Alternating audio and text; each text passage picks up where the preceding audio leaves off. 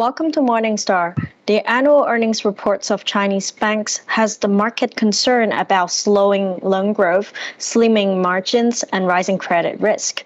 Are state-owned banks better picks than smaller banks?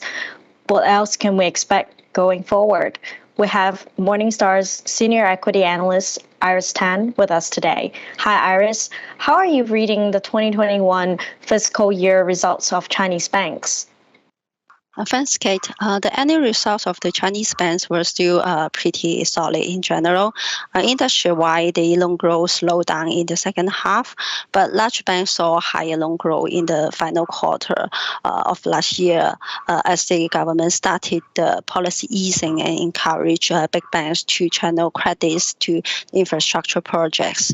We expect overall industry-wide loan growth remain strong, especially in the first half of this year, driven by the monetary easing and increased fiscal support to the economy. And the net interest margin was pressured by the loan rate repricing, weaker credit demands, and increasing deposit competition last year.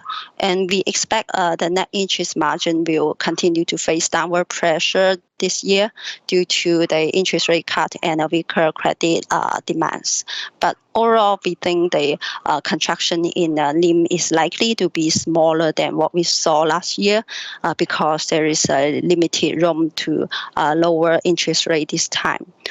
In terms of the credit quality, we think the credit quality of banks are holding up well despite the property tightening in the second half of last year.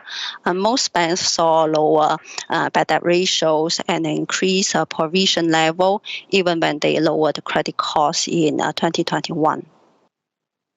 Right, so on the macro side, unlike many other economies, China has adopted a loosened monetary policies. Is this concerning for investors, and how does this impact your outlook? Yeah, the monetary policy in China is heading towards an opposite direction compared to the rest of the world. We think such a policy easing is necessary for China's economy, which is hit by the previous tightening and ongoing COVID controls. The market is expecting more policy easing to come to restore the confidence and boost demands. But what we saw from a recent PBOC's movement is that they are reluctant to launch a broad-based credit easing. Rather, they are more reliant on targeted easing to channel credits to selected sectors. We think such a disciplined easing is more effective and should bode well for the economy in the long run. Right. So in this environment, are state-owned banks better picks than smaller banks? What are some of your top China bank picks? Yes, given current difficult macroeconomic environment, especially in the first half of this year, we think the SOE banks are more defensive than smaller banks in general. We like the selected SOE banks due to the following reasons. First, they had a cheap valuation and offering high, steady and dividend yields.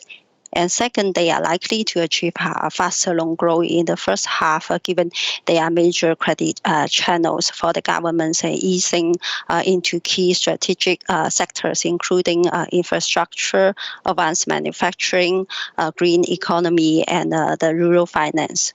And our topics are the Agricultural Bank of China, China Construction Bank, China Merchants Bank, and the Postal Saving Bank of China.